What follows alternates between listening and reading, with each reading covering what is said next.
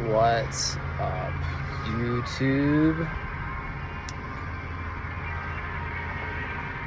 Chilling in Albuquerque, New Mexico right now.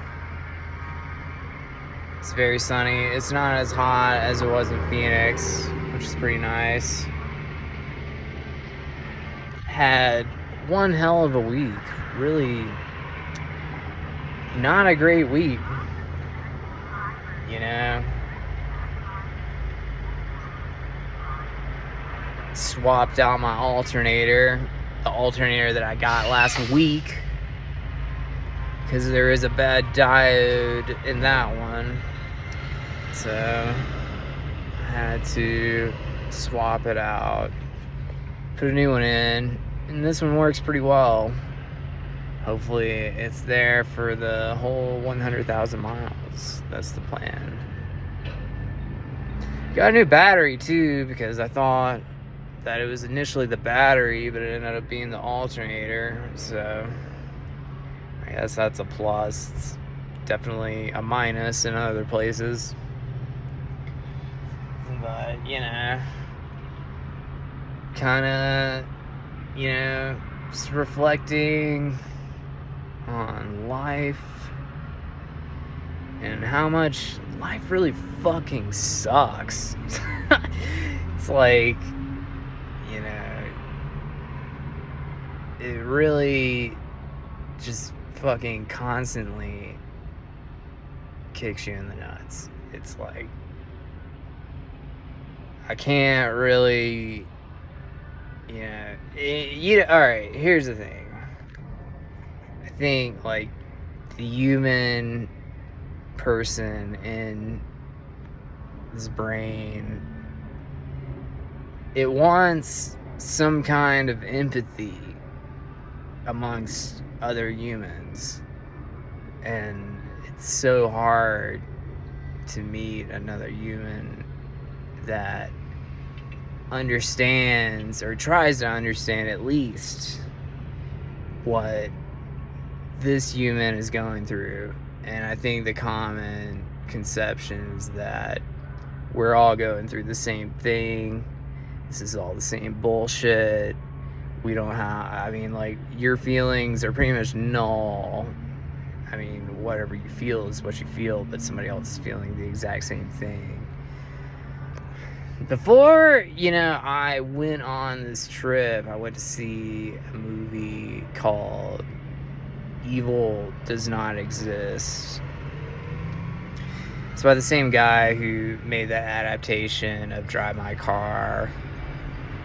It's a Japanese movie. It's about a guy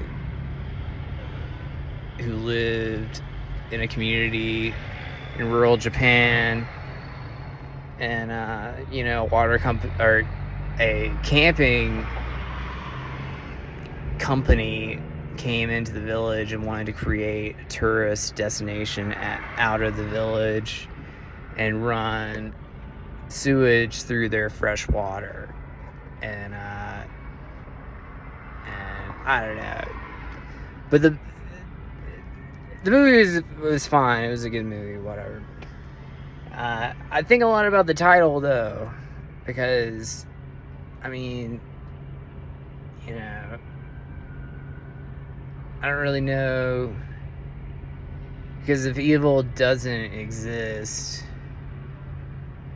then I don't really think anything would actually matter, because we as humans kind of exist in a polarity. Not necessarily, I guess, like bipolar sense of polarity, but we exist in a duality most of the time. And that duality pretty much governs our right and wrong and ethical principles or whatnot.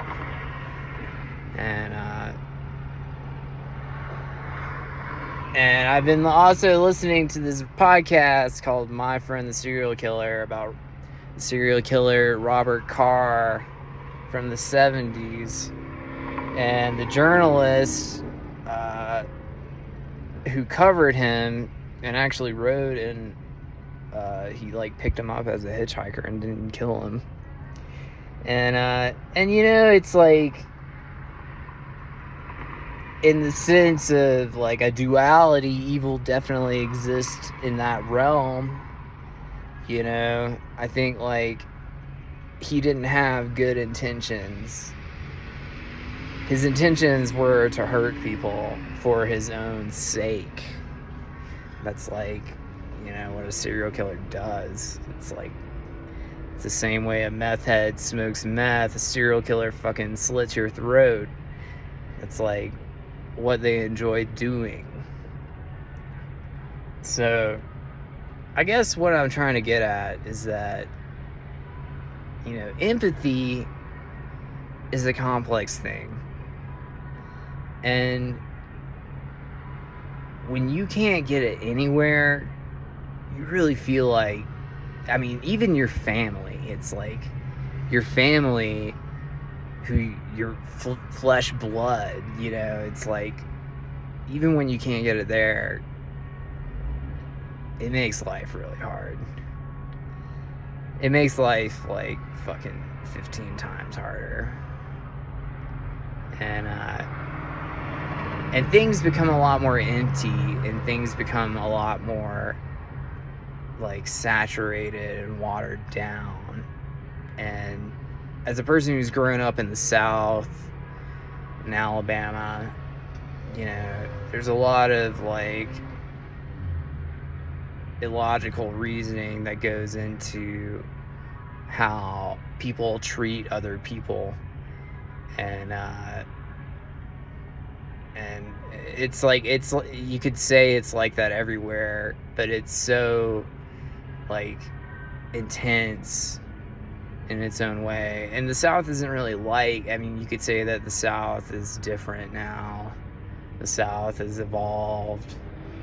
But really, like, all of the principles of the, you know, of ignorance in the South, it pretty much just satiates itself in media and culture and AI and machine learning, and all of the demons of the South exist in every other state and every, you know, demographic subculture of people, because we've really like developed, you know, a machine that runs on a shallow concept of life.